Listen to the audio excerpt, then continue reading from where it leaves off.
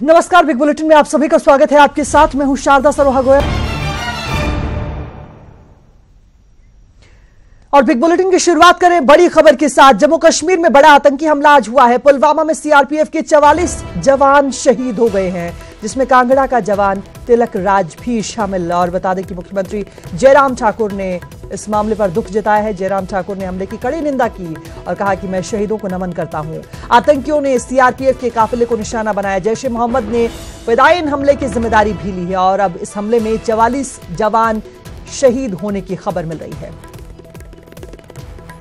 बड़ी संख्या में जवान घायल भी हुए हैं और अब तक इस हमले में 44 जवान शहीद हो चुके हैं। इस वक्त की बड़ी खबर आपको बता रहे हैं। जम्मू कश्मीर, दरअसल यहां आतंकी हमला किया गया। पुलवामा में सीआरपीएफ के 44 जवान शहीद हुए, जिसमें कांगड़ा का एक जवान तिलक राज भी शामिल। और बता दें कि मुख्यमंत्री जयराम ठाकुर ने इस आतंकी हमले पर दुख जताया और इसके साथ ही हमले की कड़ी निंदा करते हुए कहा कि मैं शहीदों को नमन करता हूं। आतंकियों ने सीआरपीएफ के काफिले को निशाना बनाया है। जैश ए मोहम्मद ने फिदायीन हमले की जिम्मेदारी ली है।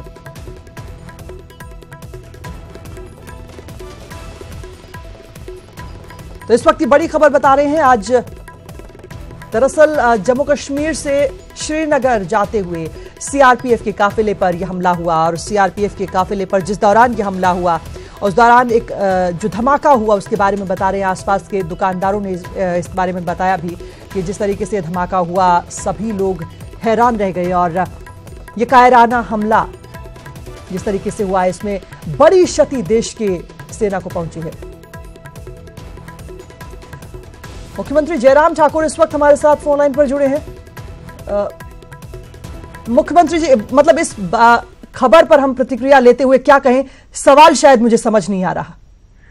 ये बहुत ही कायराना हमला हुआ है और हमें बहुत इस बात का दुख है कि बहुत बड़ी तादाद में हमारे सैनिक जो है, वीर सैनिक जो है, वो उसमें वहां पर शहीद हुए हैं जी। और इस बात को लेकर के हम सब लोगों में बहुत आक्रोश है, पूरे देश भर में आक्रोश है। और हिमाचल से भी हमको जो जानकारी मिली है कि एक सैनिक इसमें शहीद हुआ है, अभी तक पूरी पुष्टि उस खबर की नहीं हुई है। और जितने भी शहीद हुए मैं उनके प्रति सांत्वना प्रकट करता हूँ, उनके परिवार के प्रति। और इस घड़ी में पूरे देश को एक आवाज में पाकिस्तान के खिलाफ में आवाज उठानी चाहिए।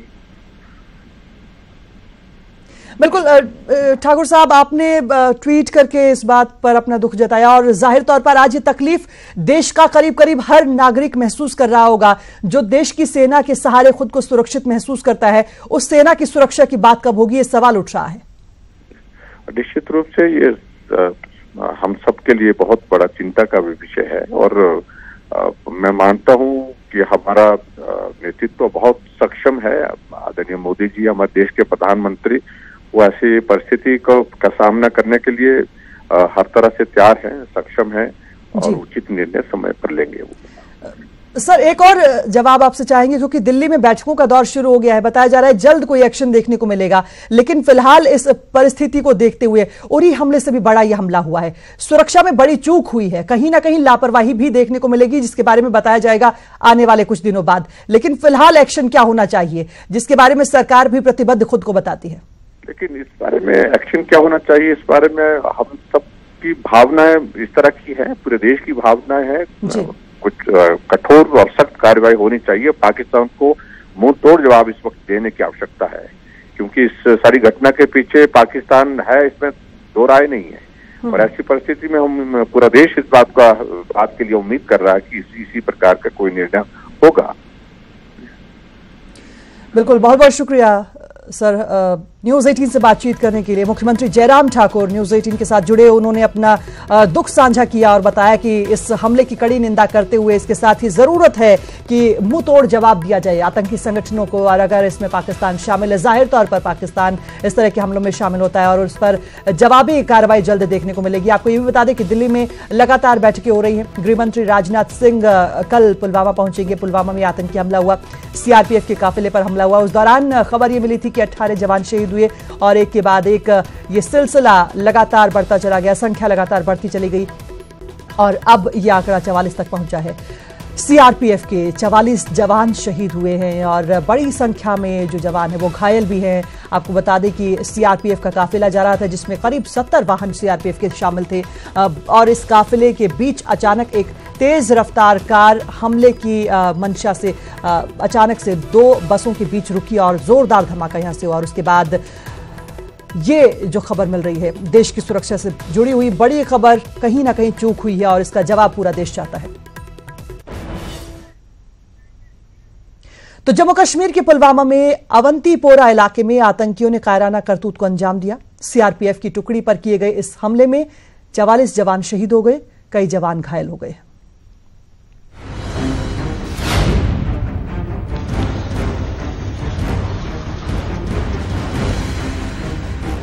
जम्मू कश्मीर के पुलवामा में अवंतीपुरा इलाके में सीआरपीएफ के एक काफिले पर आतंकियों ने हमला कर दिया। पूरी प्लानिंग के साथ काफिले के रास्ते में एक कार में विस्फोट के जरिए यह हमला किया गया, जिसकी चपेट में सीआरपीएफ के काफिले की एक बस आ गई। जानकारी के मुताबिक आतंकियों ने आईईडी ब्लास्ट के जरिए हमला किया। सड़क किनारे एक गाड़ी में आईईडी प्लांट किया गया था। जैश-ए मोहम्मद के आदिल अहमद ने जिम्मेदारी ली है। उरी अटैक के बाद आतंकियों का दूसरा बड़ा हमला है। खुफिया एजेंसियों ने 7 दिन पहले इसे लेकर अलर्ट जारी किया था। सुरक्षा बलों के डिप्लॉयमेंट और रास्ते में हमले को लेकर अलर्ट था। इस हमले से पूरे देश में शोक की लहर दौड़ गई। पीएम मोदी ने अपने ट्वीट में हमले में शहीद जवानों की शहादत बेकार नहीं जाने की बात कही है। वहीं कांग्रेस महासचिव प्रियंका गांधी वाड्रा ने 2 मिनट का मौन रखकर शहीदों को श्रद्धांजलि दी। अभी तक जो भी इंफॉर्मेशन मिला है, it looks like a powerful explosive and the impact has been quite a bit. Sir पहले इनपुट भी मिला हुआ था, कहा जा रहा है कि कुछ ये टाइप का इनपुट मिलता रहता है। ये टाइप का इनपुट का ऊपर हम भी कार्रवाई करते हैं, हम भी बाकी लोगों को अलर्ट करते हैं। ये मानना है कि तमाम जो पॉलिटिकल पार्टीज को उनको इकट्ठा होना चाहिए, एनडीए गवर्नमेंट के साथ मिलकर कोई इसमें कोई रास्ता निकालना चाहिए ताकि ये खून खराबा हमेशा के लिए बंद हो जाए। पुलवामा में जो आतंकवादी हमला हुआ है जिसमें हमारे जवान शहीद हुए हैं, इसकी वजह से हम ये अनुचित समझते हैं कि हम अभी राजनीतिक चर्चा करें।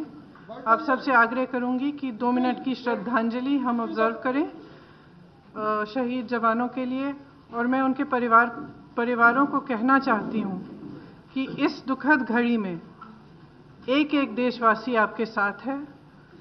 हम सबको बहुत दुख हुआ है, आप हौसला बनाए रखें, आपके साथ कंधे से कंधे मिलाकर हम खड़े हैं। पुलवामा हमले के बाद सुरक्षा एजेंसियां अलर्ट पर आ गई हैं। साथ ही एनएसए अजीत डोभाल अपडेट्स पर नजर रख रहे हैं। केंद्रीय गृह मंत्री राजनाथ सिंह ने अपना पटना दौरा रद्द कर जम्मू कश्मीर जाने का फैसला किया है, जहां वे सुरक्षा स्थिति की समीक्षा करेंगे। Bureau report, news 18 network. और सोशल मीडिया पर वायरल हो रहे एक आपत्तिजनक वीडियो ने सांसद राजकुमार सैनी की नींद उड़ा रखी है। इसके बाद राजकुमार सैनी ने हरियाणा के डीजीपी और एसपी को शिकायत दी है। क्या है पूरा मामला, ये रिपोर्ट देखिए।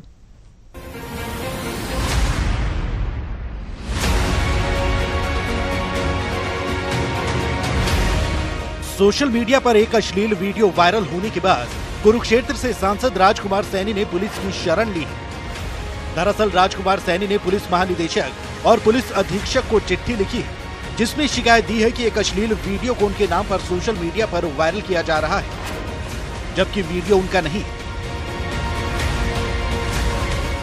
इस वीडियो में ना मेरी शक्ल ना मेरी झलक। अब हम तुरंत जो है ना इसके खिलाफ ये एक अभी डीजीपी को हमने एक शिकायत पत्र भेज रहा हूं और एसपी महोदया को भी मैं ये शिकायत पत्र भेज रहा हूं। दूसरा, सैनी का आरोप है कि किसी ने राजनीतिक साजिश के तहत उनकी छवि बिगाड़ने की कोशिश की और वो साजिशकर्ताओं पर मानहानि का दावा करेंगे। एक कोर्ट में मानहानि का केस चलाऊंगा और दूसरे नंबर पर इनको साबित करना पड़ेगा कि आखिर आपने किस पार्टी के षड्यंत्र के तहत ये सारा काम किया, जिसमें मुझे मेरे मान सम्मान को ठेस लगी और इनके खिलाफ मैं कानूनी कार्रवाई तुरंत उठा रहा हूं। काबिले गौर है कि राजकुमार सैनी कुरुक्षेत्र से सांसद है। हाल ही में राजकुमार सैनी ने बीजेपी से बगावत कर लोकतंत्र सुरक्षा पार्टी बनाई है और कुछ दिन पहले राजकुमार सैनी की पार्टी का बहुजन समाजवादी पार्टी से गठबंधन हुआ है। चुनाव के वक्त कई तरह के राजनीतिक हथकंडे अपनाए जाते हैं और इस वीडियो क्लिप को भी इसी से जोड़कर देखा जा रहा है। कुरुक्षेत्र से अशोक यादव, न्यूज़ 18 हरियाणा। और रोहतक में डबल मर्डर केस में पुलिस ने बड़ा खुलासा किया है। यहां पर एक भाई ही अपने छोटे भाई और उसकी पत्नी का कातिल बन गया। ये रिपोर्ट देखिए। एक भाई कातिल बन गया। उसने अपने ही छोटे भाई और उसकी पत्नी को मौत के घाट उतार दिया। जी हां, ये खुलासा रोहतक के नया पड़ाव के रामनगर में हुए डबल मर्डर में हुआ है। पुलिस ने आरोपी भाई को गिरफ्तार कर लिया है। इस वारदात में आरोपी का साला भी शामिल है, जो अभी फरार है। एसपी साहब ने CIA-1 की एक विशेष टीम का गठन किया था, जिसने कि इस मामले की पूरी जांच की और जांच के बाद में अभी मुख्य आरोपी को गिरफ्तार कर लिया गया है। मुख्य आरोपी जो इसमें है वो मृतक का भाई आनंद है। आनंद ने ये प्री प्लान किया और आनंद ने अपने साले के साथ मिलकर के इस वारदात को अंजाम दिया। आरोपी ने यह खुलासा भी किया है कि दोनों भाइयों के बीच पुश्तैनी मकान को लेकर विवाद था। इन दोनों भाइयों का मकान, जो इनका पुश्तैनी मकान था जिसमें कि मृतक अशोक अपनी पत्नी के साथ में रहता था, उस पे इनका कुछ तनाजा था, क्योंकि पहले इनकी लगभग 1 साल पहले इस बारे में डील हुई थी कि वो उसको छोटे भाई अशोक के नाम उसको मकान को कर दिया जाएगा। काबिले गौर है कि बुधवार को नया पड़ाव के रामनगर में एक दंपत्ति की चाकुओं से गोदकर हत्या कर दी गई थी। पुलिस ने 36 घंटे के भीतर ही आरोपी को दबोच लिया। हालांकि ये अंदेशा जताया जा रहा था कि 7 साल पहले सोनू और सोनिया ने अंतरजातीय प्रेम विवाह किया था। इसी वजह से दोनों की हत्या की होगी, लेकिन आरोपी की गिरफ्तारी ने पूरे मामले को प्रॉपर्टी विवाद से जोड़ दिया। रोहतक से धीरेन्द्र चौधरी, न्यूज़ 18 हरियाणा। उधर पानीपत में अपराधियों के हौसले बुलंद हैं। बुधवार रात बदमाशों ने दिल्ली के एक ज्वेलर से 60 लाख रुपए के गहने लूट लिए। मामला पानीपत के लालबत्ती चौक का है, जहां पर दिल्ली के ज्वेलर RK बंसल से हथियार के दम पर लूट की वारदात को अंजाम दिया गया। RK बंसल के मुताबिक 4 बदमाशों ने पहले उन्हें बंधक बनाया, फिर हथियार के दम पर लगभग 60 लाख रुपए के गहने लेकर मौके से फरार हो गए। इसके बाद मामला थाने पहुंचा, लेकिन पुलिस हर बार की तरह लकीर पीट रही है। पुलिस मामले की जांच की बात तो कर रही है, लेकिन पानीपत पुलिस की कार्यप्रणाली सवालों के घेरे में, क्योंकि शहर में लूट का ये कोई पहला मामला नहीं है। इससे पहले भी कई बार अपराधी बेखौफ होकर वारदात को अंजाम देकर फरार हो जाते हैं। पुलिस जांच का राग अलापती रहती है। मैं यहाँ पे सप्लाई करने आता हूँ माल की। हमारा ज्वेलरी का काम है। हम जब यहाँ से जा रहे थे तो पार्किंग के अंदर हमारे साथ हमारा बैग छीन के कुछ लोग भाग गए। हमें बंदूक और चक्कू दिखा गए। क्या था बैग में? ज्वेलरी थी सर। हाँ, ये दिल्ली के व्यापारी यहाँ पानीपत में आए थे कोई सोना सप्लाई करने के लिए। उसके साथ ये घटना हुई बताई गई है। उसमें हमने हमारे सिटी थाना में FIR दर्ज कर लिए, टीमें बना दी हैं, उसके लिए इन्वेस्टिगेशन कर रहे हैं और गहराई से उसकी जांच करेंगे, क्योंकि मामला जो बताया गया है वो हैवी जो हीरे और जवाहरात या सोना चांदी के डिलीवर थे। तो उसमें निर्देश दिए हैं मैंने SHO सिटी को गहराई से इसमें जांच करें। और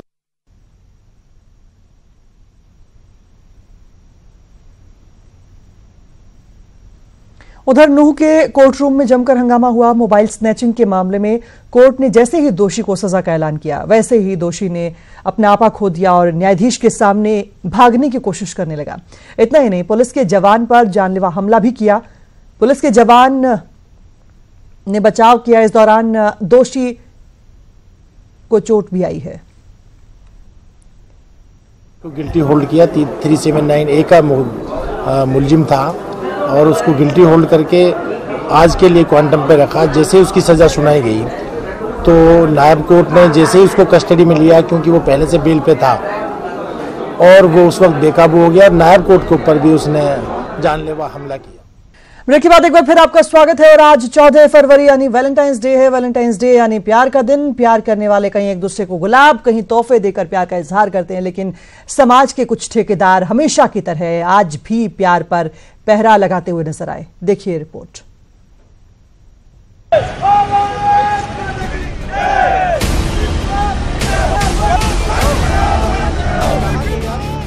हाथों में डंडे और झंडे लिए सिटी ब्यूटीफुल की सड़कों पर सरेआम गुंडागर्दी करते कुछ चुटभइये नेता कभी पार्कों में कभी सड़कों पर नारेबाजी कर रहे हैं।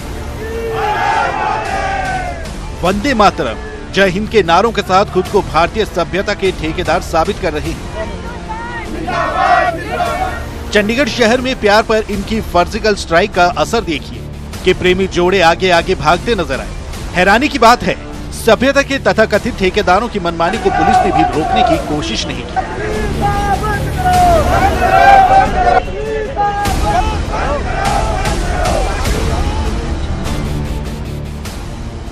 दरअसल ये समाज के वो स्वयंभू ठेकेदार हैं जिन्होंने इस समाज में पश्चिमी सभ्यता को रोकने के लिए ठेका लिया है। और ये ठेकेदारी वैलेंटाइंस वीक के दौरान चरम पर होती है और हर साल इसी तरह ये लोग अपने झंडे और डंडे लेकर सड़कों पर निकलते हैं और पार्क या कॉफी शॉप में बैठे प्रेमी जोड़ों को परेशान करते हैं और कई बार उनके साथ मारपीट करते हैं। सवाल ये कि प्यार के इस खूबसूरत दिन पर गुंडागर्दी करके अपनी राजनीति चमकाने वाले इन लोगों की हिम्मत हर साल बढ़ती जा रही है, लेकिन इन्हें रोकने के लिए कभी पुलिस की तरफ से कोशिश भी नजर नहीं आती है। क्या लोगों के अधिकारों की रक्षा करना पुलिस का काम नहीं? चंडीगढ़ से अमन बराड़, न्यूज़ 18 हरियाणा।